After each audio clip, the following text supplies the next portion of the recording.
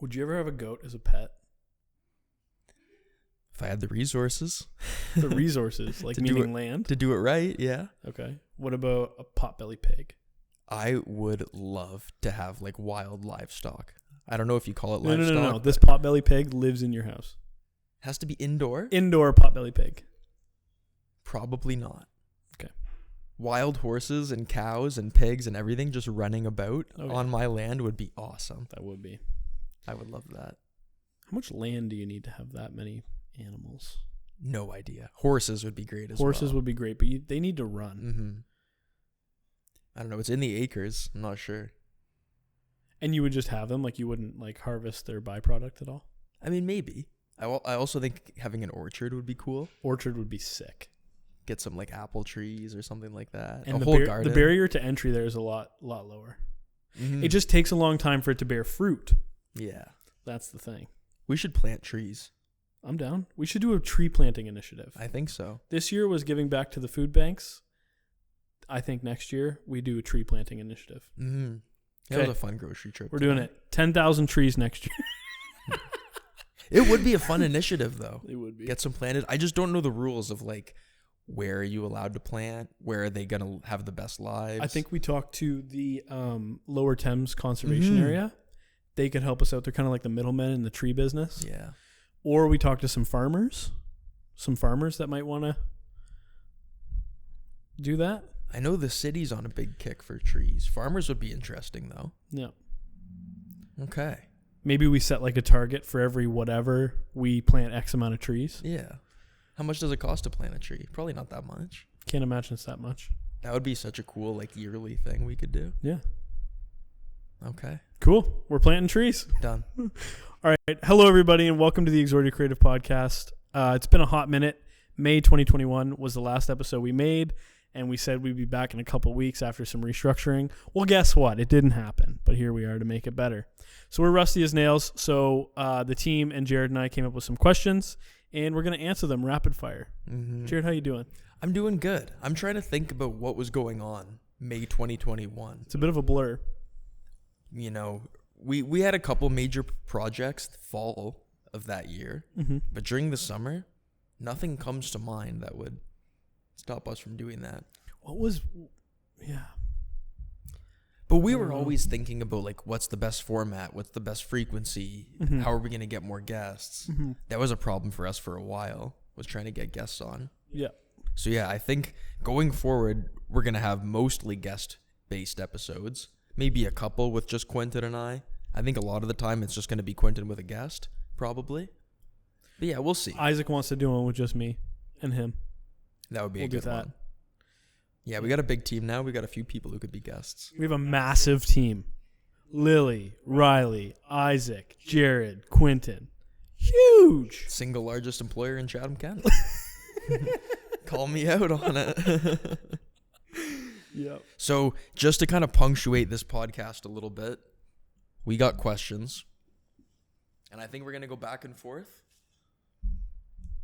Yep. Pitch them to each other. Yep. Let me start. I know which ones are ours and which ones are theirs. Okay.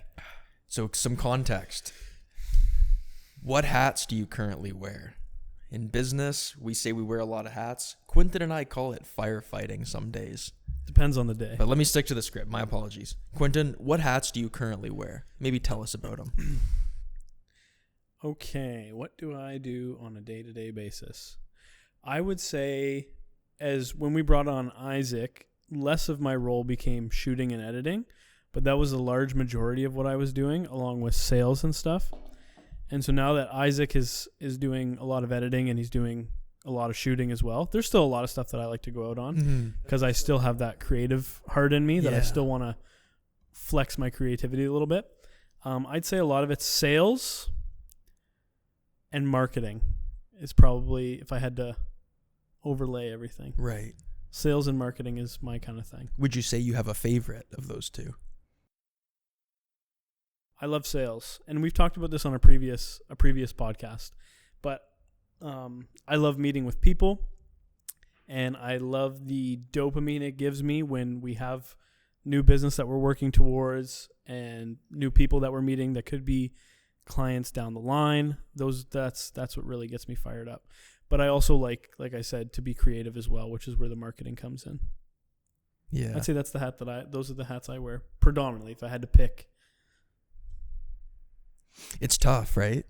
Yeah, because then I'm also answering emails. I'm customer support. You know what I mean? Yeah. Like I was saying, they call it firefighting. And sometimes Quentin and I will look at each other like, okay, what are today's fires? What are the most urgent fires we have to fight? And it's not always like a pressing issue, but when you run a company, especially a small company, you do everything from sales and marketing to picking up the floor, to picking up the garbage, sweeping the floor, accounting, stocking the fridge, making sure you're insured, making sure you have the right licenses that you need, keeping up with your clients. Like, what I find one of the biggest struggles is just being able to dedicate like a solid amount of time to focus on any one specific role. You know, what I've noticed as a company, like as we grow and as our responsibilities expand, we have to be so deliberate about like devoting time to actually focusing on something, planning on something, because otherwise you will just get pulled in whatever direction the closest fire is to you. That's one of my big takeaways. So yeah, we wear a lot of hats. Mine personally, probably like project management, financial management. I love getting to meet with people and doing sales and sitting in with meetings like that. You're definitely the salesman on our team. Quentin's really good at sales. But yeah, like to say that there's no... I'm okay. We're nowhere where we need to be, but I'm okay. He's doing fantastic. And you know, there's other things that limit us as well. Like being great at sales is one thing, but then having the team and the resources in place to be able to get done what you commit to, that's a whole other side. So it's like two things that have got to maintain pace. Yep. We wear a lot of hats, more or less. Yeah, and Jared's been really good at handling our finances too. If it wasn't for that, we could be a lot richer. That is true too. But yeah, thank you. I take pride in that. Yeah. Coming up with like... And you're good at it, both personally and from a business perspective. Oh, so. Thank you, man. I'm definitely more on the conservative side, and sometimes I don't like spending as quickly as other people do. But yeah, I just like the idea of creating a bulletproof system that's sustainable, so we can start having more like long-term minded discussions. And it's fun. It's nice things that you get to spend your time doing as your company grows. It's really cool. Doesn't get boring. I'm never really bored. We're never bored. That's really one bored. problem we don't have, fortunately. Yeah. Should we jump into the next question? Yeah, I think it's your turn to ask me. What is this? Biggest takeaway from 2022. I think you and I both wrote this too, but one of the girls wrote this down. What's the biggest takeaway from 2022? You know what? I'm still like digesting this year, because we're very much in like the let's try to wrap up as many projects as we can, and let's try to like cap things off before everybody goes into Christmas mode and those 2 weeks just disappear. So I'm still kind of like digesting and processing this whole year. But my main thesis is, as our business grows, and like we were kind of poking fun at it earlier, we're not a huge business, guys. Like we're a team of 5. We're on year 6 of business. We're by no means big, but from my perspective, I come from a place where my first 4 years in business, it was just Quentin and I. Mm-hmm. And we were very much like two self-employed people at a startup. And I guess my biggest takeaway, if I could go through the 5 years, the history of our company, I'd say now our company is a separate entity to us. You know, and we have to think about our wants and needs on an individual level, but we almost have to regard Exordia, the company, as a separate entity. And like there are pros to that and there are cons to that.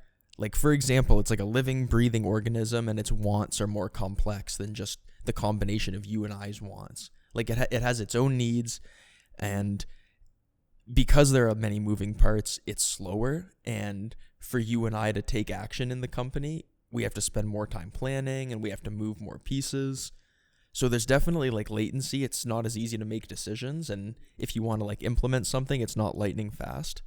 We really have to like work changes through the whole company. And yeah, just watching it grow into like something that's not just us.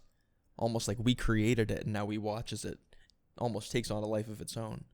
You want to keep as much agency as you can, but it's its own thing.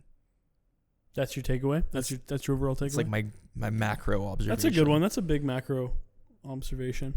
That's good. What do you think? I would agree. That was really macro. Mm. My biggest takeaway from 2022.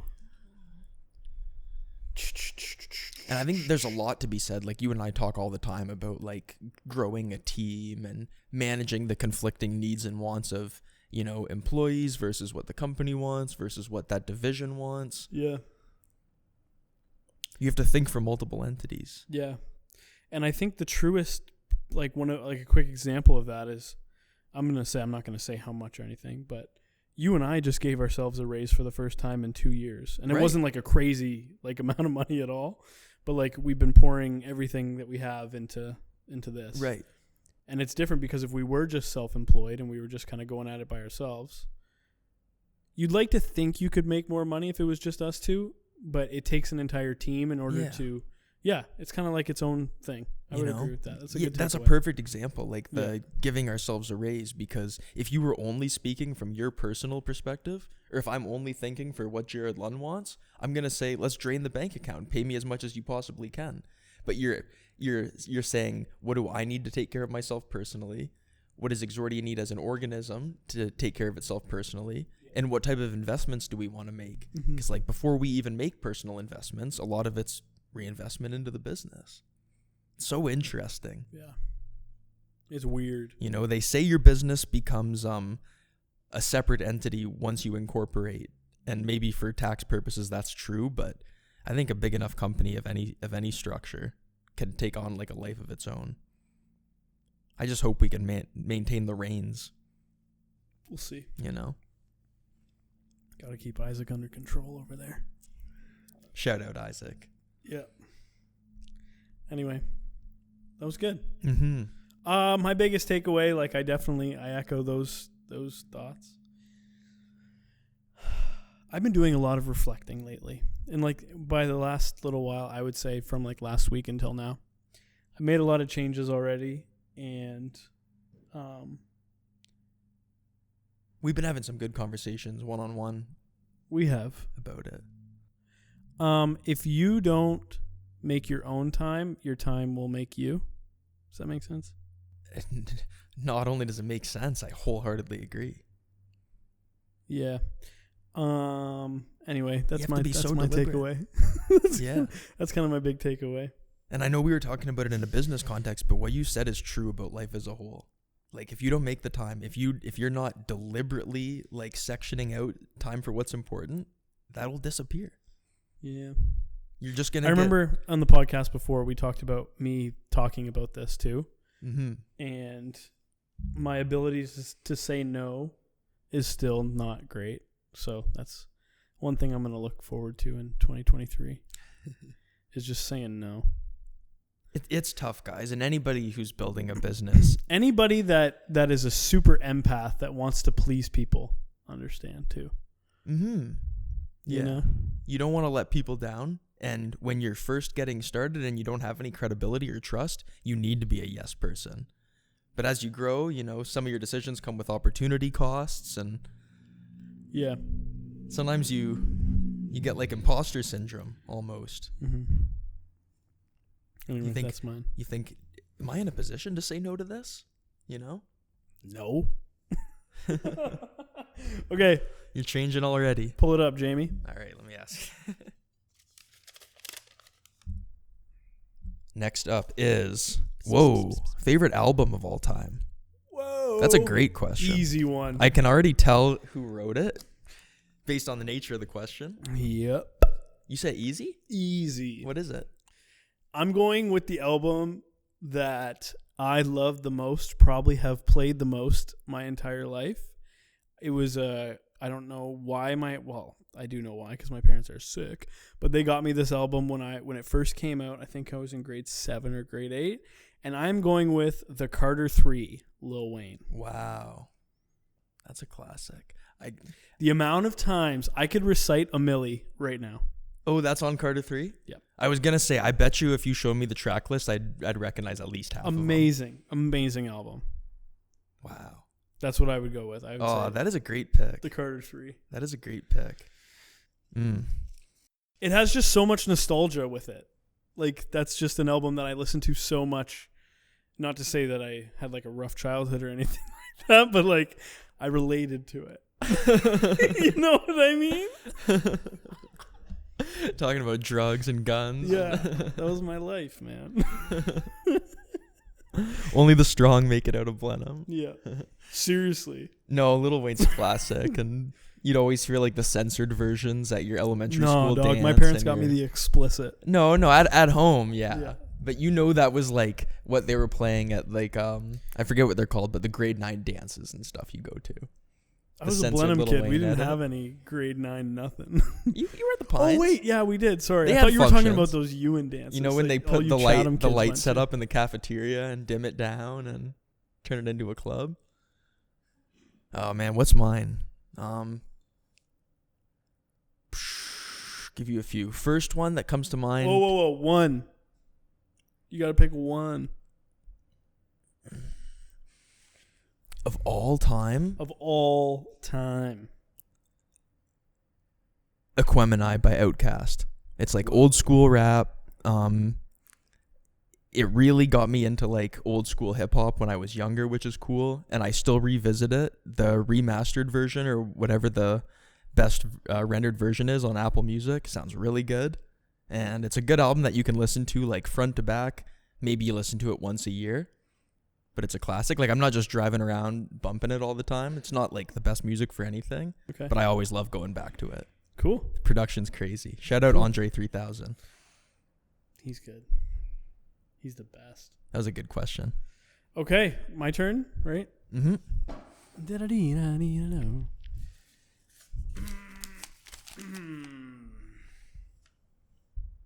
I feel like I didn't show a lot of albums that deserve love, but if you got to make me pick one, that's what comes to mind. Sorry, guys. Got to adjust the mic. If you guys watched our old podcast, I was notorious for not keeping it close enough to my mouth. So I'm really trying to be on point today for you guys. I think he's doing a pretty good job, eh? He's doing good. Cheers. All right. We got one here. What is the biggest challenge of being business owners?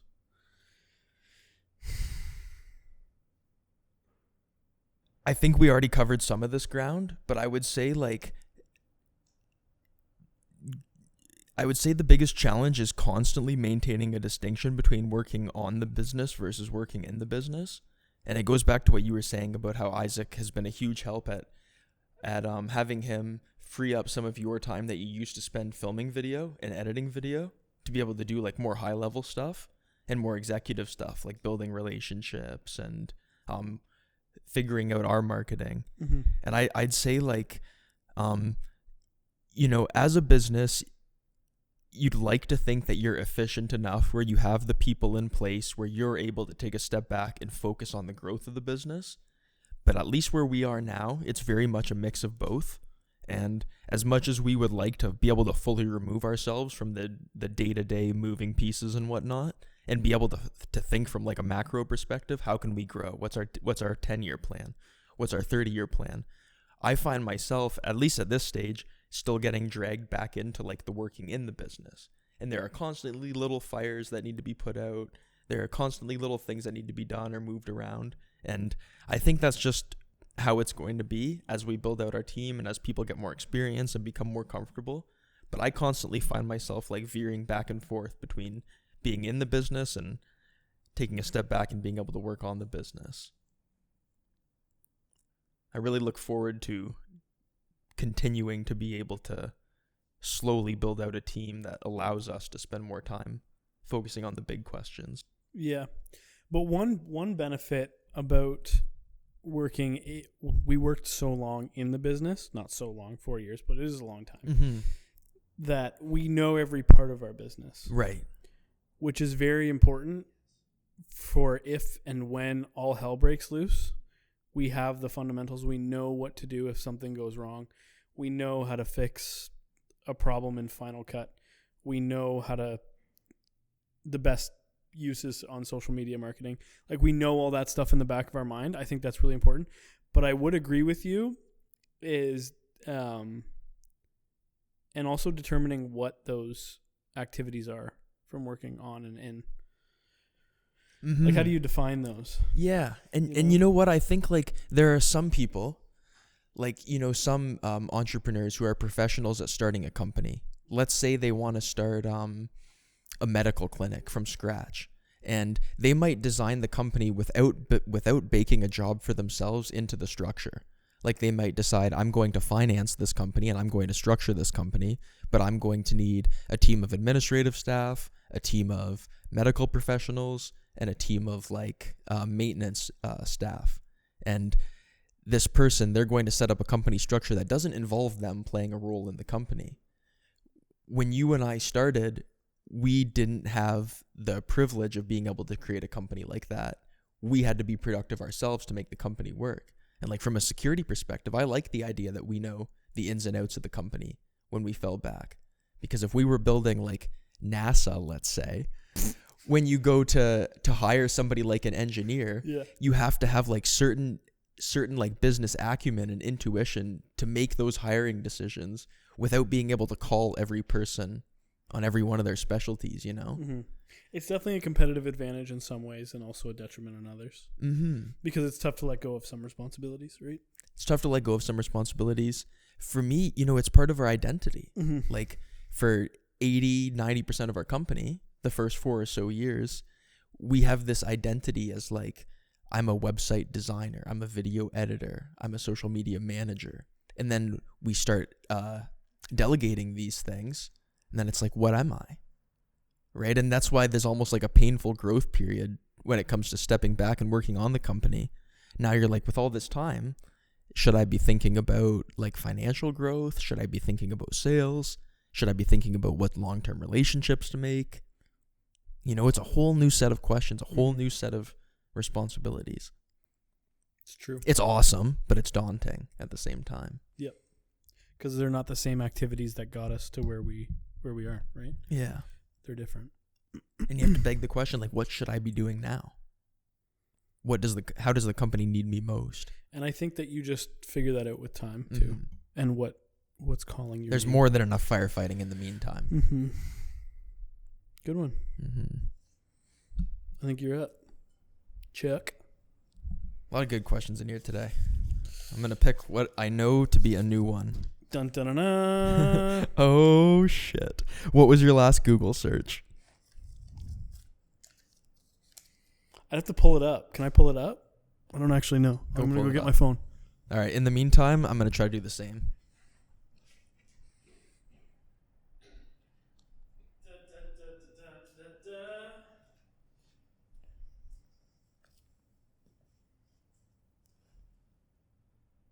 Are you checking history or Google search?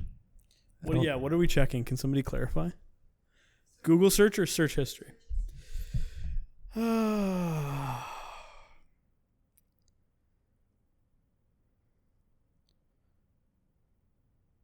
I was just looking at trucks. Oh, I was like, I don't recognize any of these. I'm only seeing trending searches. I'll try to give you guys something. Let me go in my history or It's something. from a while ago, though, because I've been making an effort to not use my phone as much. Oh, here's a good one. I'm looking at Amazon for an AirPods Pro case because shout out to Quentin. He surprised me last week with some AirPods Pro, early Christmas present. He knows that I've been without them for over a year. I talk about them every few months. I'm like, I'd really love a pair. So shout out to Quentin, man. That was such a nice little surprise last week. We did our Secret Santa. We did. Guy's awesome. You're awesome. You for the Secret Santa, you got me a blueprint of our office, which I need to hang up. Yeah. We'll put that on a photo. I think I'm gonna go for a history theme in my office. That would be cool. Yeah.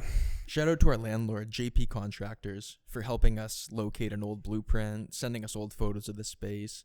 Quentin and I love Chatham history, and as developers, they have like old blueprints and building sketches. Their office is covered in them. Mm-hmm. Like they've literally plastered the walls in some places. Yeah, it looks sweet. We're trying to get our hands on some. Mm-hmm. Old treasure maps, if you will. Anyway, my search history on my phone, this was from a few days ago. I was looking at trucks. Shocker. All I got is trending stuff. I heard fatal accident, Calgary, something. Stopped looking. Sorry to hear that. My turn? Yeah. Prayers for whatever happened there. Such a politician thing to say. Thoughts and prayers. Know nothing about it. How do you balance life and work? You don't. Yeah. You don't. They have to cohesively work together. There's no such thing as balance. Mm-hmm. I mean... Sorry, I just answered you. Yeah, no, it's true. It's true. It's true. Don't worry, I've been talking a lot too. Work-life balance is important, but sometimes I look at Quentin and laugh, and we say, like, screw work-life balance, just to be honest with you guys. I guess the idea is just to do something that's gratifying or rewarding enough that you feel balanced and you feel fulfilled. Yeah, it has to be personally balanced. You can't let other people's vision of balance determine what your balance is. Like, for example, yesterday I came in to get some stuff done at the office. I think that's fine. It's work-life balance. I then hung out with my family the rest of the day. You know what I mean? Mm-hmm. It's like intermingling them together. And like sometimes I go home at 2 p.m., kiss my baby, kiss my wife, Yeah. and then I come back to work. It's like this, they kind of like coexist, and they all have to fit together. Everybody's got a different threshold for what keeps their cup full, you know? Yeah. You got to keep your cup full if you want to be happy and productive and have a good life. You know, like, do I think I'm ever going to be the type of person who once 5 o'clock comes around, you're not getting a hold of me and I turn my notifications off?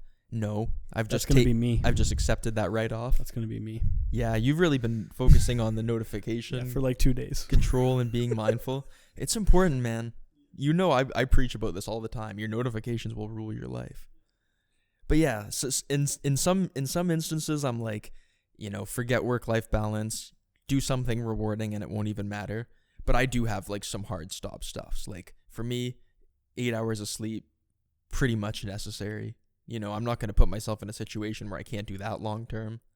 I'm not going to put myself in a situation where I have to like travel long distances, or I don't like the amount of travel I'm doing for work long term.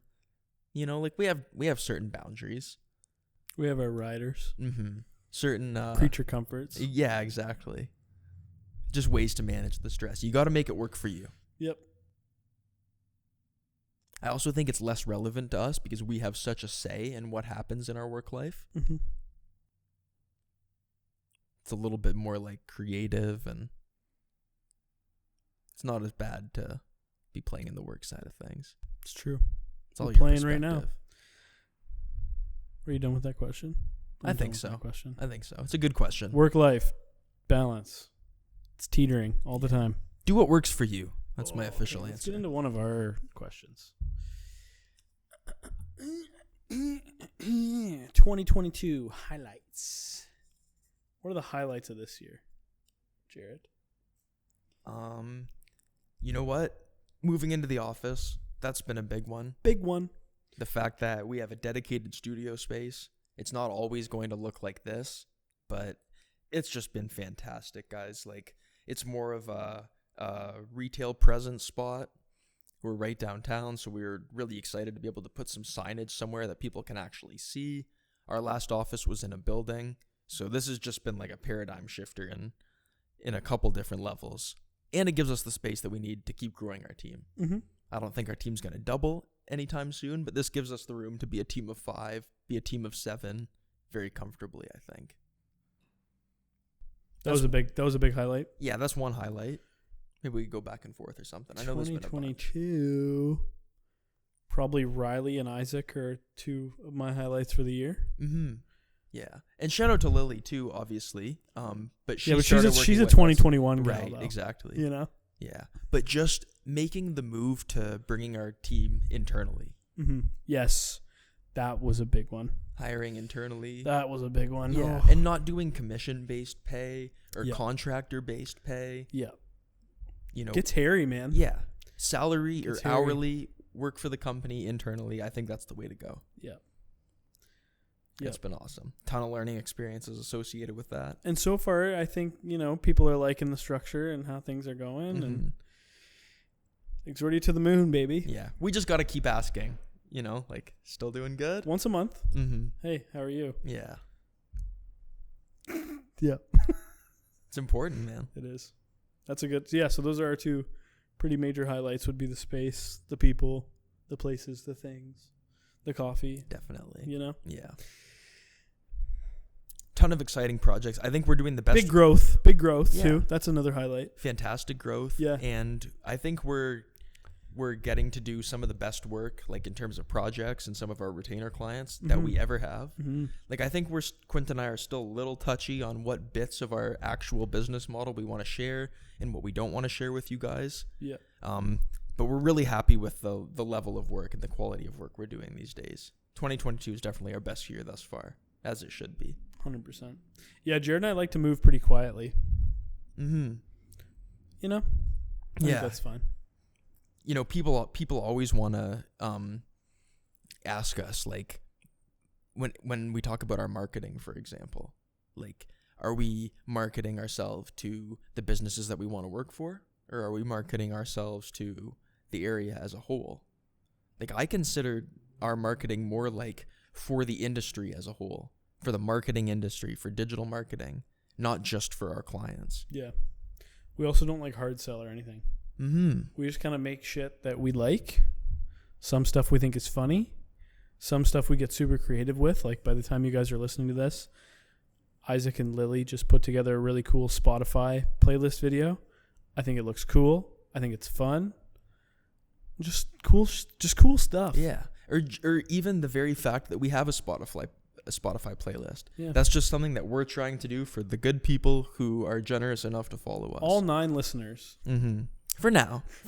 We just dropped a new December mix. Yeah. So tune into that. Check it. Maybe you hear some Carter 3 on it.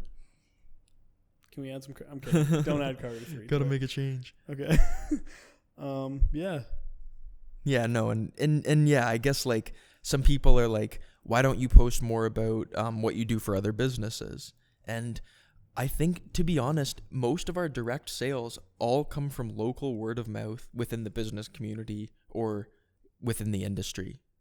Yeah, like, I would say most of it is just word of mouth. Mm-hmm. Because we spend so much damn time, like, networking and, like, our target customer is not somebody who's on Instagram every day. No. Our target customer is somebody who's too busy to manage Instagram. Yeah. Who might not even understand how to access Instagram. Who's never been on Instagram. Right. Who asks what a like is. Yeah. Yeah. So that stuff is for you guys. Maybe some overlap with the people who listen and who watch this podcast. Yeah. Okay. Good. Those are the highlights, baby. Whose turn is it? I've forgotten. I think I just pulled. Okay. Your pull. Prepare your mind. Dana, always going for another girl question. Here we go. What is something about your industry that has surprised you? I guess you could interpret this as marketing industry, production, advertising. Oh, the move to vertical video. So way back in the day when I did social tips, IGTV just came out. And I gave this whole spiel on social tips on this little show I used to do. And I used to talk about how I don't really like vertical video. Like, I don't think it's really going anywhere. So much to the point that Instagram removed IGTV from the actual app store. Mm-hmm. Okay. And now vertical video, we now make 2 videos for every 1 video we make. It's a vertical video for Instagram. It's a horizontal video for Facebook and LinkedIn and blah, blah, blah, blah, blah. And TikTok's vertical too. I can't believe how quickly it just kind of came in, and now we're just reformatting our content every single time. Sometimes it's shot vertically, literally. Right. Sometimes it's horizontal. We do the cut. But yeah, that is one thing that has really shocked me, because I always thought people are going to watch in landscape. Like, you want to see the wide screen. Right. That's one thing for me. And you know, it begs the question, like, who decided that widescreen was the optimal video playing format?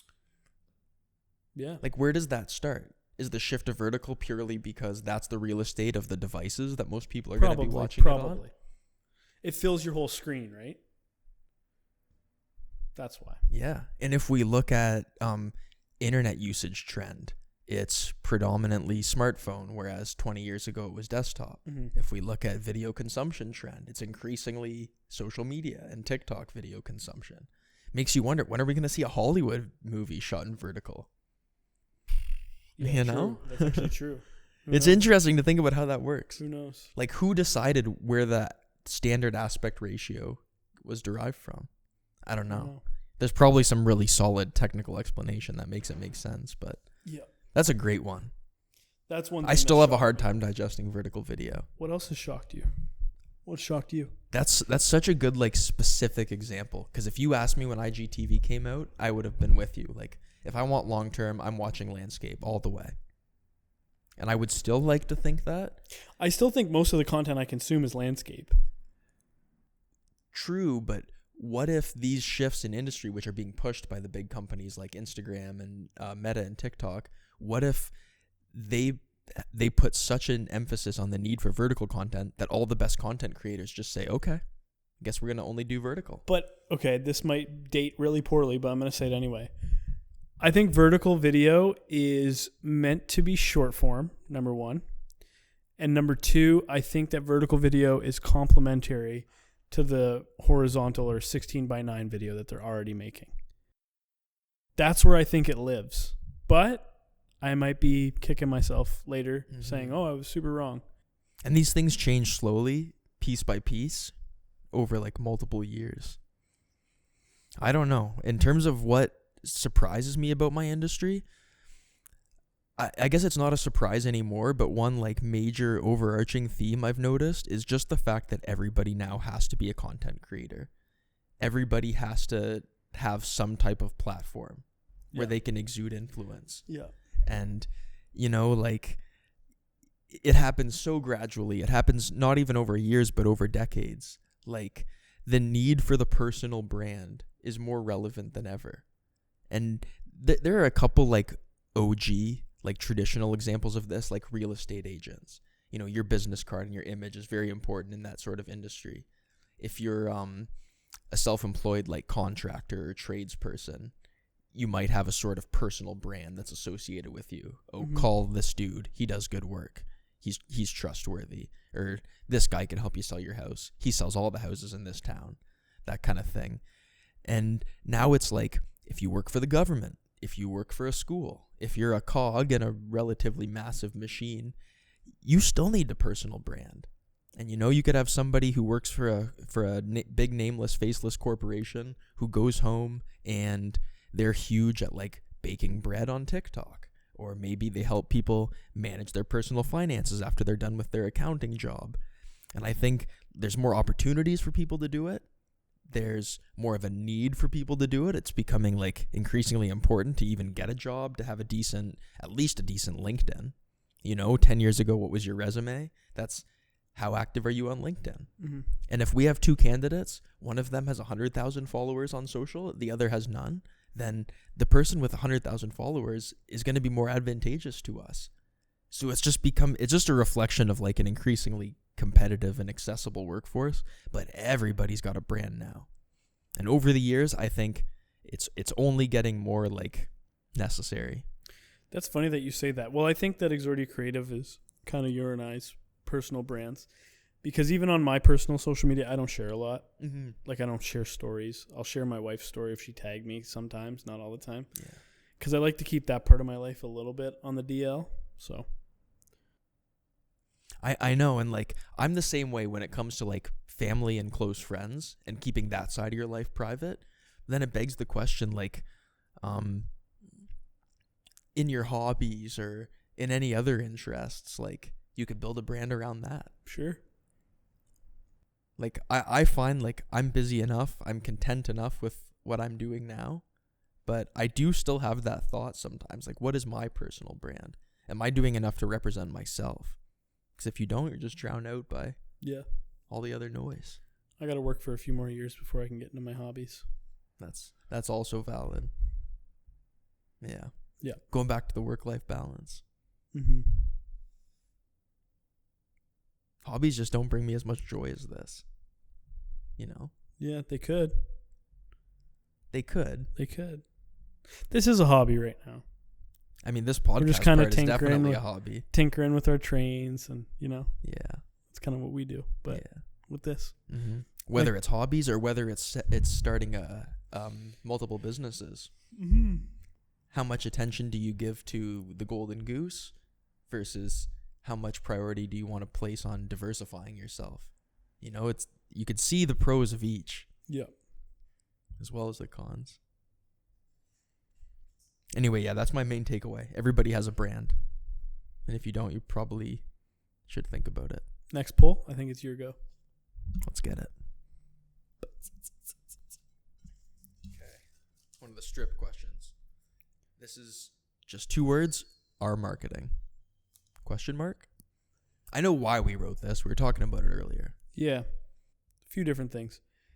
I think we've been relatively consistent with our social media marketing and stuff like that. Relatively consistent, not super consistent. And I like the different styles of content that we're doing. Yeah. We went on a little stretch of just doing the talking to the camera type sort of thing. Well, I like that. I think that we need to do more fun videos, more different style videos. I've always really liked the concept of doing like a little vlog kind of idea. Mm-hmm. Like just kind of what's been going on during the week, like a week recap video. And Isaac and Lily and Riley or somebody just kind of rolls around with the camera and is like, hey, what are you doing? This is what we're doing today, blah, blah, blah. And then cutting it up into like a small piece. I'm just kind of rambling. Sorry, guys. Yeah, our marketing is really cool. We're still playing with it. We're still learning. Honestly. And I don't want to lock myself into a box and say, we are only doing talking to the camera videos. That's it. Because if I want to go out on the street and ask people to pronounce our business name, I want to do that. Again, it comes down to just having fun. Yeah. We don't have a big overarching strategy. No. It's a great field to test experiments, Mm-hmm. Our marketing. Yeah. I definitely wish that we put more emphasis on it as a company, as a marketing company. But it's such a sticky thing because it almost seems like it's our side business. Our marketing? Is marketing our business. It is. Next cue? Yeah. Sorry guys, we had to take a quick little break, but we're back. Marketing. Oh yeah, Okay. what did you want to say about it? Sorry. Yeah. I mean, I was going to say as you guys can tell by the randomness of our answers, our marketing is still a work in progress. And it's great that we're able to use it as an experiment, but we certainly still are. Yeah, I don't know. Isn't that what marketing is? Experimentation? Testing. It's part of it. Trying different things, especially in the early stages. I think a lot of it's trying stuff, trying new things, seeing what works, and then kind of going in on that. Mm-hmm. Yeah. Cool. All right. I think it's your turn.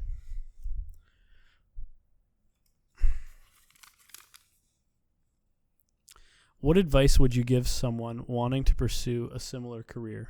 Like a similar career to us? Yeah. I would say, though it isn't easy, it's more accessible than ever. Oh, yeah.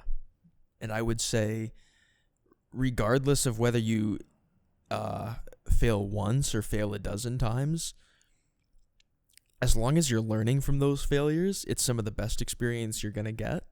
So you're going to feel, especially in the early stages, that you're banging your head against a hard wall a lot of the time.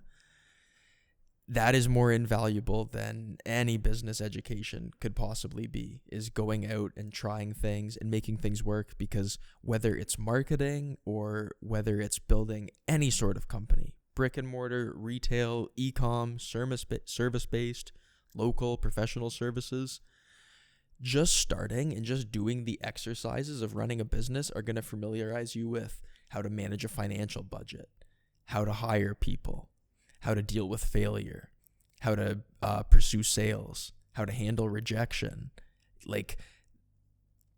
If your business is cookies, 10% of your focus is going to be on cookies. 90% of your focus is going to be on the growth and the health and the vitality of the business. So my advice would be to start.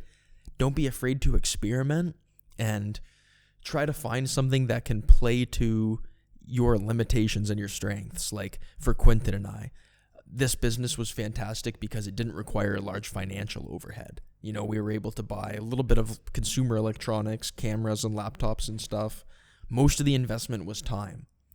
If you're, let's say, a busy middle-aged person who has a 9-to-5 and your income is great and you've saved all this money and your resources lie more in money than in time, you're going to want to find a different type of business. Maybe something that's more capital intensive but less time intensive. So I'd say like just play to your atmosphere, play to your strengths and limitations, figure out what type of business model you could sustain. And you don't have to start with like an ultimate goal in mind. You don't have to be in the industry that you'd love. Quentin and I weren't necessarily dead set on being in marketing. You know, it's more so just like building those skills to manage a business and to learn how to groom a structure that's a separate entity from you, as we were saying before. The more you do trial and error and just get out there, I think the better you'll be. And, you know, there's a lot of transferable experience that you can transfer between industries, take from your businesses, move it to your next businesses. There's a lot to be said about that. And that is the best education, I think. If you want to get into business, is to just start something. Mm-hmm. Figure Experience. Yeah, experience. For sure. So, that being said, you studied just business in university, right? Yeah. Would you say that it was worth it? You know, it depends on what your goals are. What do you apply from your degree to what we do? You know, for me, the way that I choose to look at my specific degree is it was more of a worldview enhancer. Like, in for every $1 of educational costs, maybe 20% go toward the material, 20% go toward the prestige of the institution you got it from, 20 to 40% probably goes to connections, maybe a little bit more, and 20% probably goes to like transferable soft skills like networking and being able to manage like conflicting priorities and deadlines and stuff like that. I'd say about 20% is core business skills. The other 80% is like intangible but very valuable life skills stuff. and connections. Yeah, life skills, living on your own, that kind of thing. Yeah. Living on your own, just being introduced to so many different like industries and ideas and people and ways that massive swaths of the population live, and yeah, just like a worldview enhancer, kinda. Do you need it? If you're doing something very specific, Yes. like a technical trade or something, yeah, go to school. Otherwise, I would say it's not the best way to spend tens, if not hundreds of thousands of dollars for most young people. But if it's an opportunity that's afforded to you, like through a scholarship, and your head's in the right place where you're able to take advantage of the experience, it can be great. Is it a prerequisite to business? Absolutely not. What do you think? I like that. What advice would I give? I'm going to go a little lower here. There's so much. I think one thing that I learned, and now I'm like going back like 4 or 5 years or whatever, but I think that when you're doing a business, like say you're starting a business or whatever, and you're getting it up off the ground, you're doing it, I think that the best thing that you can do for you and for that business is to focus solely on that thing, right? When we first started, I was doing the landscaping. I started a drop shipping store. And you get diverted and you go into like different directions. Yeah. And I think your time is most well spent dedicated to the one thing, giving it 2 to 3 years. And if after year 2 or 3 you're not seeing any progress, then jump to the next thing. But I think being focused on too many things is not good for you. It's so true. Like when you and I both really decided, okay, this is our focus. Because for a while you were still in school. I was still dilly-dallying, picking weeds and cutting grass and selling hats. Mm-hmm. Once we both came together and we're like, okay, this is it. Let's just kind of do it. That's when you started to see us grow. Yeah. There's value in focus. I agree. And we could all be a little more focused. Yeah. Anyway, that's my tidbit. And that's general for anybody starting any kind of business. It's so true, man. Like what you were saying about marketing and like I totally lost my train of thought. That's okay. Let's just move on. Maybe it'll come back to me. That's fine. Who's up? I think it's you. Didn't I just pull? I think I pulled. I don't remember. I'm really digging the girls' questions. Yeah, these are good. I don't remember either. La da da da da da da. How woo? How would your friends and family describe you?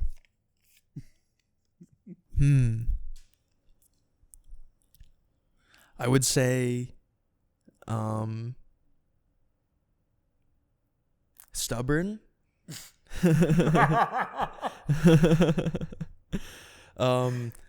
Responsible. Introverted. Definitely a planner.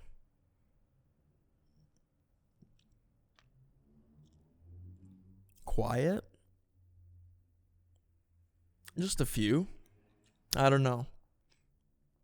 I live by the mantra of like what people say when you're not in the room is none of your business. Fair. I'm extroverted.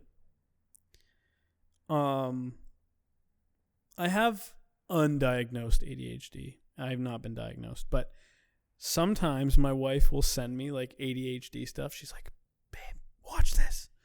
And I'm like, "Okay, I get it." And then like her sister started sending me shit and I'm like, "Okay, I get it."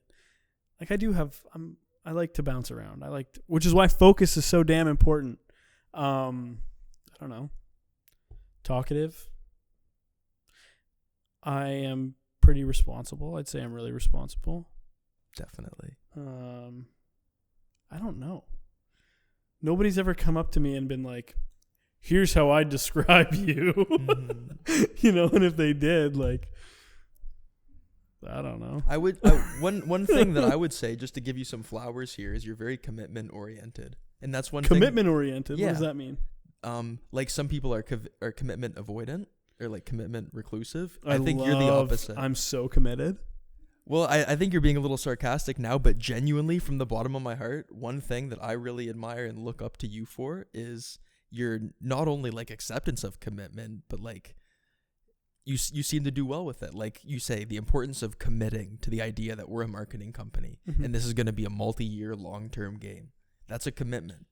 Or committing to like be financially prudent and to make decisions now that aren't going to give us anything for the next 5 to 10 years. You've taught me that. You know, that's one example though. Or like you've got a fantastic marriage, speaking about Sarah.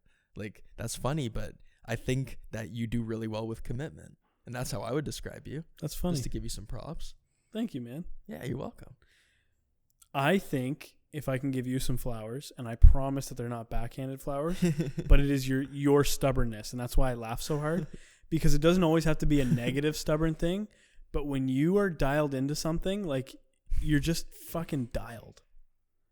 And I really admire that because I can't dial in like that. Thank you, man. And that's something that I look up to you for. Quentin and I complement each other in a lot of ways, guys. Yeah. And that's something we didn't strategically I always merge say together. He's dressed nicely. We give each other lots of compliments. It wasn't a strategic merger, but our opposites really do play well together. Yeah. Nice to know. Another piece of game for you guys thinking about starting something. Yeah, find somebody that isn't the same as you. Mm-hmm. Because then you'll hate each other. Yeah. Maybe. I don't know. Yeah, maybe. But it's like having two brains. And it hedges our risk of like our weaknesses. Mm-hmm. You know? Where I'm stubborn, Quentin's more willing to commit. And vice versa. All right, you're That ready was for a the good next one. one? Your turn this time. Yes. That was a good one. You guys came up with some really good questions. Dun-dun-dun. We're really liking the girls' ones. We're not grabbing ours, are we? Marketing myth that isn't true. Marketing myth that isn't true. I'm glad you got this one first. Can I I don't go know what first? to say. Okay, here we go. You know, I used to fall victim to this too, especially in 2017 when Jared and I were trying to get proof of concept for this business. We were really like, social media, blah, blah, blah. Like, it's the only way. It's the only way you can do something. I don't think that any medium of marketing is truly dead. And I think a lot of people think that social media is the only way. No, that's not true. I agree. That's not true. Radio is applicable in some scenarios. Billboards are applicable in some scenarios.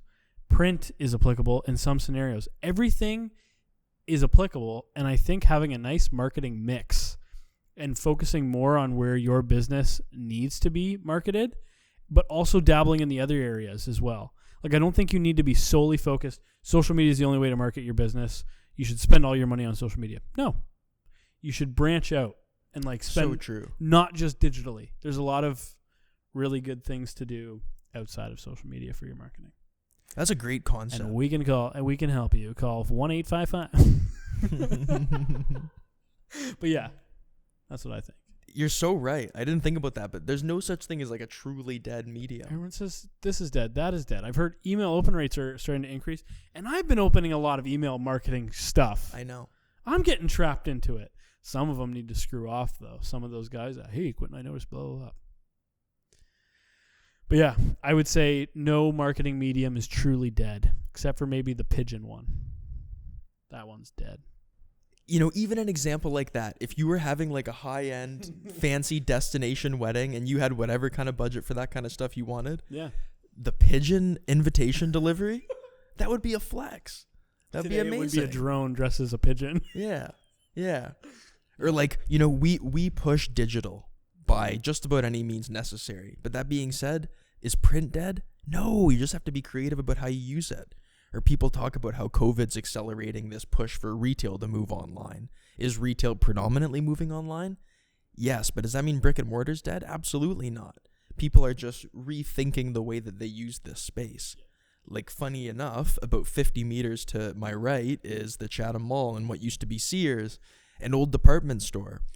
Like, to me, it's fascinating to think about the different life cycles that a place like that goes through. You know, and if you're ever wanting something cool to watch on YouTube, go and look at like abandoned mall liminal spaces, and people will look at malls and do like urban exploration around like old abandoned malls that would have been a multi-million-dollar project 10, 20, 30, 40 years ago, and just looking at everything that's kind of been like preserved and climate controlled for decades, but no money's been put into improving it. I always wonder, like, what's going to transition them from that to like the retail space of the future? Are they going to get converted into like residential and office space for a bit to make use of the space? Good segue into like commercial real estate. Yeah. It's very interesting how that's going to shift. I can't think of a different marketing myth observation, but I thought yours was brilliant. It's not a dead medium. It's how you use it. We can roll with the same one. That's cool. Yeah. It's how you use it, you know? It's how you use it. My turn. Even newspaper, yeah. Even newspaper. We should take out like the front or back page of a newspaper someday. I would love to. Just for fun.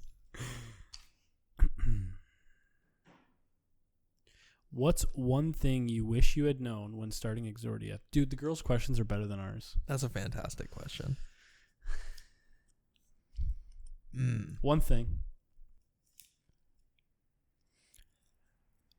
I probably, you know, specifically, I would have said avoid these businesses and give all your time and devotion to these businesses. And I would probably try to like condition myself to be a little bit more open-minded about what businesses I want to work with. That was a big prohibiting factor for us in the early stages, is we were so specific about carving out this one industry niche, or maybe a couple industry niche.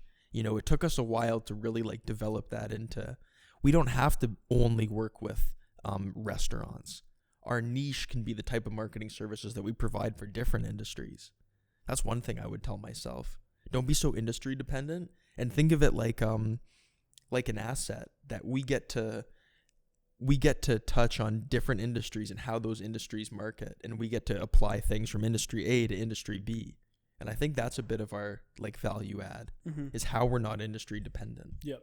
Like, imagine if we only did insurance marketing. Yeah. We'd become insurance marketing brained pretty quickly. Exactly. It's a good one. And I'd say just think long term and invest in relationships. If I could only tell myself one sentence, be long term relationship oriented. What's one thing you wish you knew when you started Exordia? So that's a good one. A little more insular, like inside of our actual business. I would say Jared and I had this misconception for a very long time that it was way more expensive to hire employees than what it actually is. And I feel like we could have done more growth had we not been, I don't want to say scared out of employing people, but we probably could have done a little bit better if we brought people on sooner. I agree. But I also think that it would be tough to attract those people at that time because we hadn't built out like an image. Like we haven't built out like our business. Like who was Exordia? It was Jared and Quentin. Like, you know what I mean? Mm-hmm. But I think probably investing in people sooner. I guess that's kind of a business regret, but not really it. That's huge, man. And I think that question speaks to our conversation about like roles in the company the other day, and how our strengths and weaknesses play into each other. Mm-hmm. Like, I totally agree. We could have probably peeled that Band-Aid earlier of starting to hire people. And I know I've said this to you before, but I really love this analogy, guys. Like the CEO and the CFO are having a conversation about their team and increasing their human capital. And the CFO says, well, boss, what if we spend all this money hiring people and recruiting them and then they all leave? And the CEO says to the CFO, what if we don't and they stay? Meaning like the CFO, who's always financially oriented, it's the risk about investing in the people. And the CEO is like, no, actually, if you take a step back, the real risk is not investing in people. And then you're stuck with people who aren't in the right position. Yeah. Very true. Good way to look at it. Good one. I think it's your pull. It's my pull. How many more are we going to do here? I don't know. I didn't want to go until the bowl's done. I didn't want to alarm you, but I checked the runtime when you were in the bathroom, and we were at 40 minutes plus then. So this might be a two-parter, might be a big one.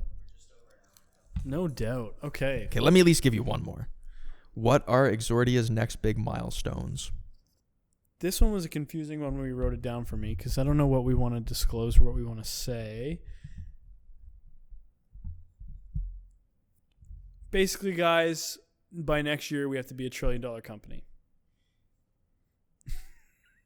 I'm kidding. Wow. Yeah, I don't know. But bit of a weird one because there is some contention about everything that we want to share. But I think one that we can confidently say is Quentin and I have decided to take the initiative, speaking about how you have to be so deliberate to do something. We're going to have a conscious, deliberate effort to attract a national Canadian retail brand. So think like Canadian Tire, Loblaws, that sort of thing. We're really fired up about getting one like that. And I think that if we could work with a company like that, we work with some manufacturers on a national and international scale, but we don't work with any truly national, especially franchisable brands. And I think that would be cool, and that would be a big step for us, going from the local level to the corporate level. That'd be something that I think we can confidently say we're planning for next year. That's a good enough one to share. Mm-hmm. And yeah, all the really good stuff, guys, we're not going to tell you. I hate to say it. Yeah, we're not. Okay, we'll leave that there. That's a good one. Who influenced you to get into your field? Can I say 1, 2, 3, and we can both say who it was?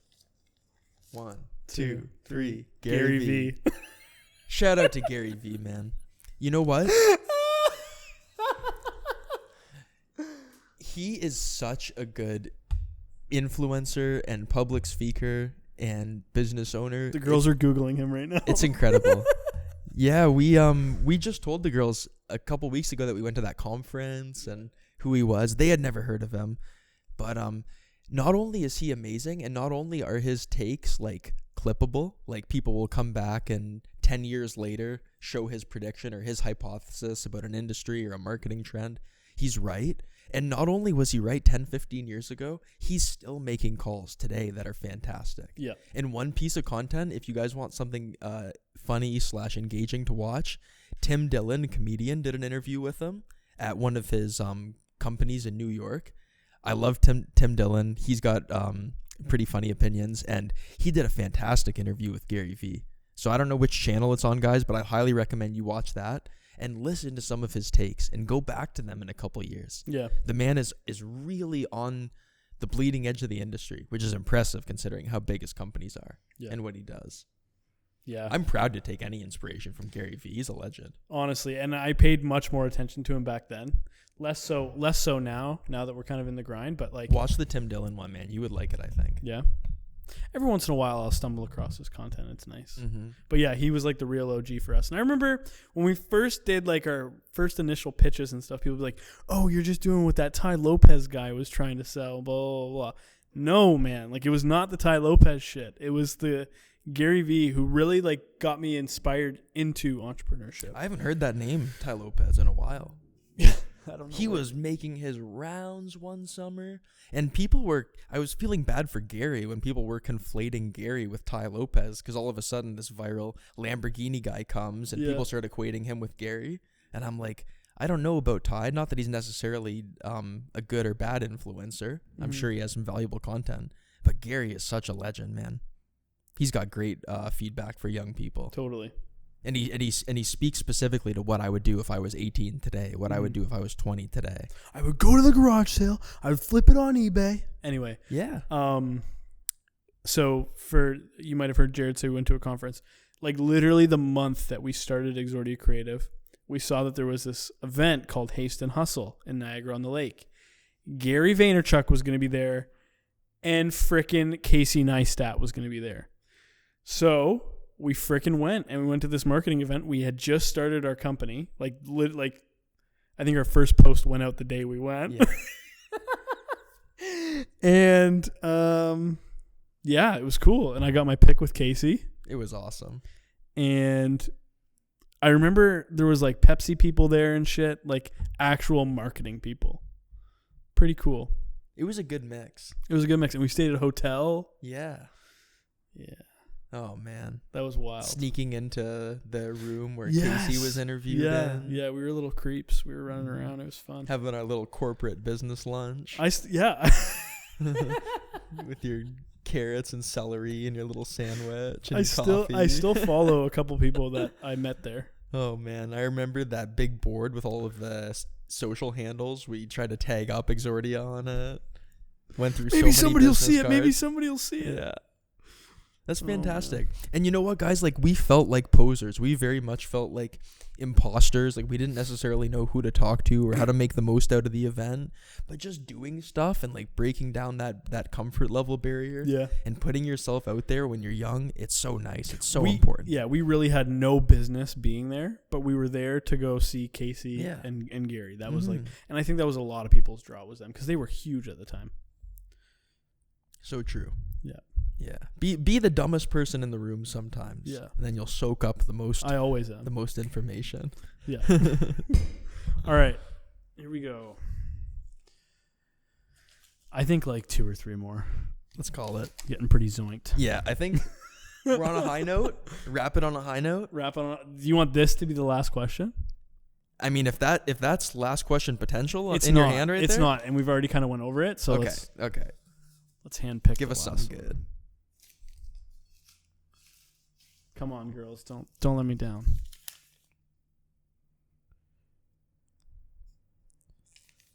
All right, we'll start with this one. We'll do this one. What is it? Do you have any New Year's resolutions? That's a great question. Do you believe in New Year's resolutions? I'm very anti New Year's resolution. Strong start on Sunday. Honestly. Yeah. Like, I don't know. I say this with Quentin a lot. I'm such a firm believer in like the slow, gradual implementation of habits. And if you set out to do 10 things on January 1st and radically transform your life, come back to me in a week and let me know how many of those you've actually been able to consistently implement. Mm-hmm. I'm a firm believer in pick one thing that's going to make your life 1% better a month. You know, pick something with a conservative, reasonable return and just really prove to yourself that you can do it. To me, I'm really big on like building self-trust, and that comes from like making yourself a commitment and following through and persevering on promises you make to yourself.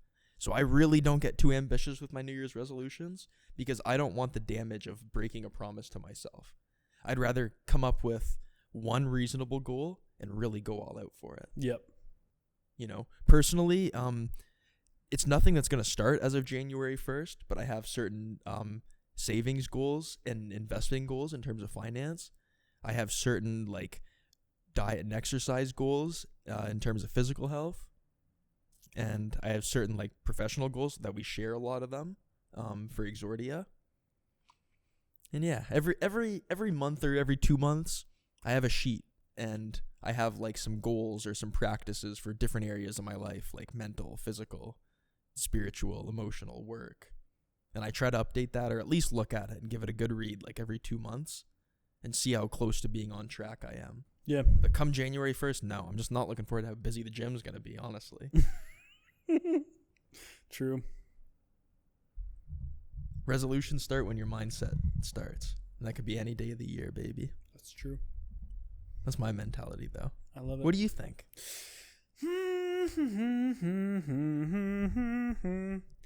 What's that book called? Atomic Habits? I've never read it, but I've definitely heard of it multiple times. I've got to read it. You know what's unfortunate? I have it.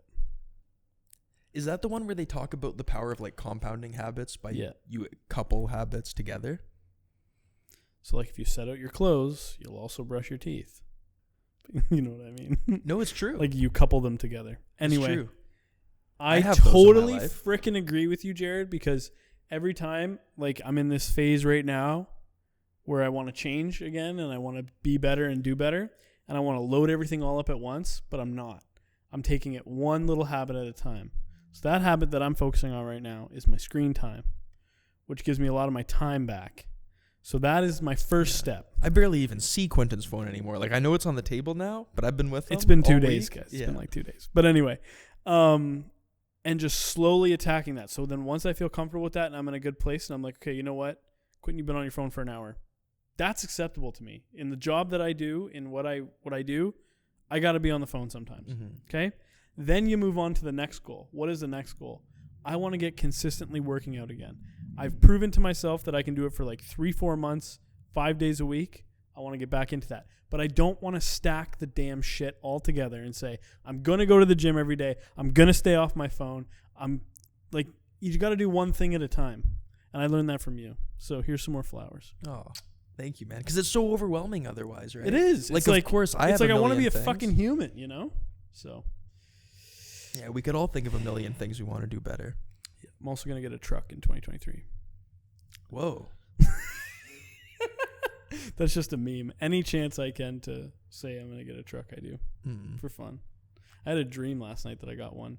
Sarah was excited. No, Sarah was upset. So were you. In your dream? In my dream. Uh-oh. That's not good. So. Did she get upset in real life about something after that? She's like, why would you think I'd get upset about that? Oh, that you bought a truck. Oh. Yeah. You got the wrong color. Anyway, guys, this was a really long episode. Thanks for tuning in. Yeah. Thanks for having us back. If you're still watching, God bless you. And if you want to be on the podcast, at this point, I'm not looking for any particular guest. We just want to get into the habit of getting into the podcast. So we're going to take it one episode at a time. So hit us up if you want to be a part of the podcast. Thanks for watching. Jared, always nice catching up with you in the virtual world. Cheers. So that was a good homecoming podcast. Yeah. Cheers, guys.